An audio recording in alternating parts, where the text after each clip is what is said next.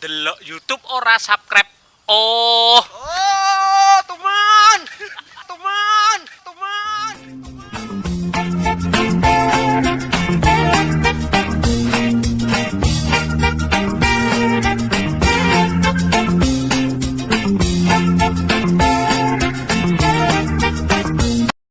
Jangan lupa like, comment, share, and subscribe. Ada begitu Pak terjadinya? Belum ya, kita amalkan ya Pak ya. Kalau misalnya tidak diwakilkan, tengok Bapak, efek yang terjadi. Ini nama ada 7 yang mau dipotong. Ketika abang ini memotongnya, belum tentu bisa dijatuhkannya niatnya 7-7-nya ini, payah ini. Kupotong kurban si Faisal ilham dia, kan susah. Tapi kalau sudah diwakilkan ke dia, tanpa susah payah pun dia sudah menjadi wakil dalam memotong itu. Masalah. Nanti ya Pak ya. Maka diwakilkan ya Pak ya. Salam Bapak kalau kita salam, tukang potong, saya wakilkan kepada pemotongan kurbanku. Ya. Sudah sah. Ada begitu Pak. Ini kita amalkan ya Pak ya. Yang Bapak tahu. Oh, yang lain-lain. Sampai Bapak. Sudah Pak ya? Sudah Pak ya? Baik. Selanjutnya, dalam memotong kurban itu sunnah kita hadiri itu kurban kita. Fatimah Az-Zahra anak Nabi berkurban. Lalu Nabi bilang, Fatimah, kau enggak berkurban? Berkurban ya Rasulullah. Pergi kau tengok kurbanmu. Tetesan pertama darah kurbanmu akan diampuni Tuhan semua dosamu. Ya kan?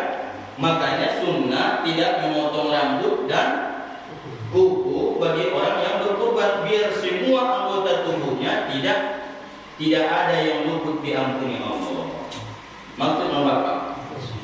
Dari hadir Bapak di situ menengok kalau bisa Bapak yang potong karena Nabi memot berkurban 100 ekor unta, 63 Nabi yang motong pakai tangannya sendiri. Sisanya baru Ali bin Abi Thalib. Begitulah gagahnya Rasulullah. Nabi sanggup memotong 63 unta pakai tangannya sendiri. Berapa Bapak sudah pernah memotong lembu? Hah? Itulah pada orang lagi Bapak mau poligami. Ini hanya sanggup Bapak memotong pun. Bisa Pak ya? Sudah Pak ya? Baik, kita lanjut sedikit lagi masalah kurban.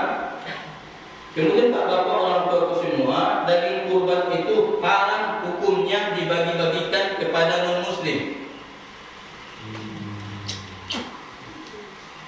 Dan kurban itu haram hukumnya dipindahkan ke daerah lain.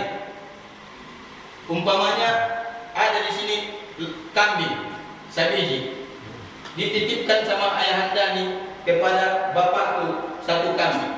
Kambing yang sudah dititipkan ayahanda nih dioper ke kampung tempel, haram hukumnya.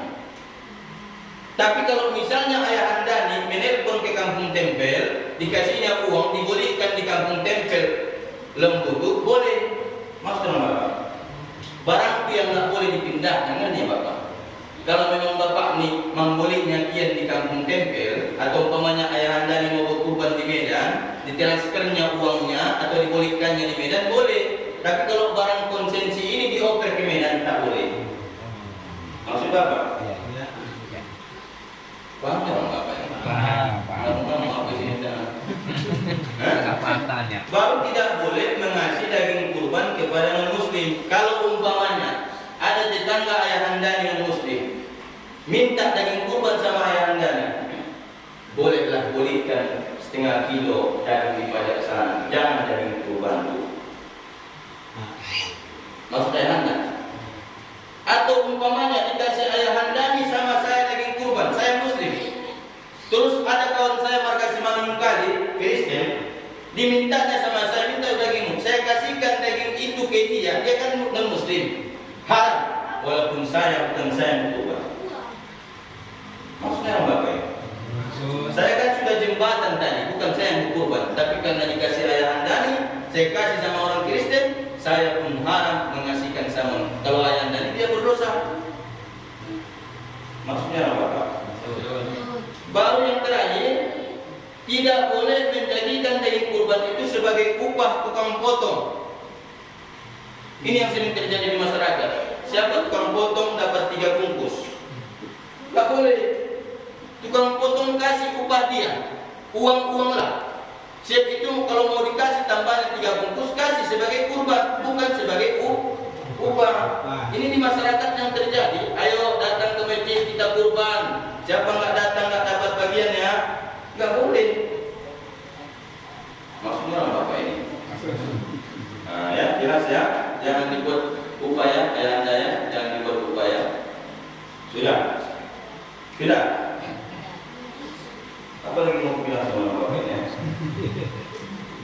Baru kemudian ayah anda, setelah kita berkurban, sudah dipotong itu kurban kita, sunnah hukumnya kita mendoa, ya Allah, bahasa Indonesianya, terimalah kurbanku ini. Atau ya Allah, ini berasal darimu, kembali kepadamu, terimalah kurbanku ini. Baru ditambah di ujungnya, inni wajjahtu wajhiya lilladzi, sampai kalimat muslimin. Inilah dibaca Nabi kalau Nabi berkurban. Inni wajjahtu wajhiya lilladzi fataras samawati wal ardi hanifan musliman wa ma ana minal la syarika lahu wa bidzalika umirtu wa ana minal muslimin. Inilah bacaannya selesai memotong daging kurban. Jelas ya Pak ya? Baik, itu saja masalah kurban. Nanti kita kembangkan kalau ada lagi yang tidak mengerti masalah kurban. Kita lanjut lagi Pak. Baik, sedikit lagi. Nabi bersabda, ittaqillaha wa la tahqiranna minal ma'rufi syai'an. Bertakwalah kepada Allah, janganlah anggap sepele kepada kebaikan. Maksudnya bapak-bapak, orang tua semua, kecil-kecil apapun kebaikan itu jangan remeh-temeh, tak boleh. Imam Al-Ghazali masuk ke dalam rahmat Allah. Ketika meninggal Imam Ghazali, nampak dalam mimpi. Ditanya dia, Imam Ghazali, bagaimana sekarang kondisimu? Dia menjawab, saya berada dalam rahmat Allah. Gara-gara apa? Gara-gara karangan kitabmu? Tidak. Gara-gara muridmu? Tidak. Gara-gara saya biarkan lalat minum di tinta saya. Dibiarkannya lalat minum di tinta waktu menulis kitab. Gara-gara lalat pula dia diberikan Tuhan rahmat segala macam. Maksud Bapak, jangan kita sepele kepada kebaikan. Maksud Bapak ya, kalau umpamanya ada ayam yang bermain-main di depan rumah Bapak, usah pola lemparin. Kadang-kadang datang ayam, wah, dilempar. Baru lagi yang lagi bayar ayam. Ya Pak ya, kalau nggak ada masalah hewan sama, usah pola bunuh hewan, bisa Pak? Hah? Maksud Bapak, kalau nyamuk boleh dibunuh? Hah? Boleh, kalau memang hisap bahaya dia kan. Maksud Bapak ya. Jadi jangan sepele kepada kebaikan. Walau antaqwa min dalwika fi ina'il mustasqi, menuangkan minuman kepada orang yang mau minum pun kebaikan. Ingat Pak ya, menuangkan minum kepada orang yang minum pun kebaikan. Hati-hati sekecil-kecilnya kejahatan. Ada Ibnu Hisam namanya, meninggal, jumpa dia sama seseorang dalam mimpi, ditanya dia, bagaimana sekarang kondisimu? Dia jawab, saya masih terganjal gara-gara jarum jahit yang saya pinjam belum saya balikkan. Jarum jahit harga 500 perak, bisa Pak? Nah, jadi jangan pilih dengan kebaikan, jangan pilih dengan tidak ada. Sudah ya enggak? Walau antal qa'a wajhuka ilaihi mubasir, berjumpa sama orang dengan wajah yang ceria, itu pun kebaikan.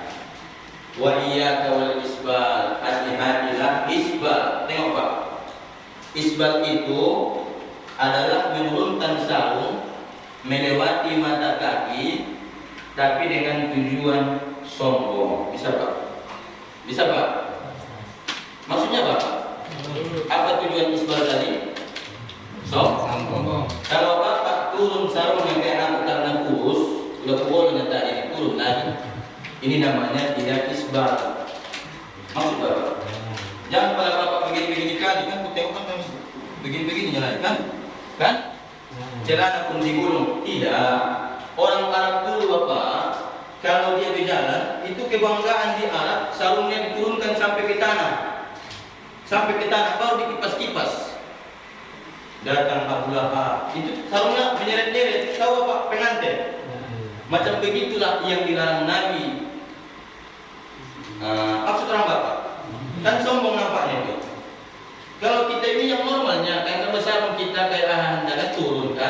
itu bukan sombong, tapi kalau diturunkan ayah Anda sampai ke tanah, biar agak itu sombong, nggak boleh. Itu yang bilang Nabi tak boleh. Maksud apa? Ngerti ya? Jadi jangan semua dibilang orang yang turun sarungnya itu isbal. Tidak, isbal itu berasal dari kata sombong. Sombong, kalau diturunkannya sarungnya untuk sombong, disitulah baru tak boleh. Tapi kalau tidak sombong, tidak apa-apa. Abu Bakar Siddiq sering turun sarungnya. Ditanya Abu Bakar, ya Rasulullah, saya pun sering turun sarung saya. Apa kata Nabi? Kamu kurus Abu Bakar, makanya turun sarung.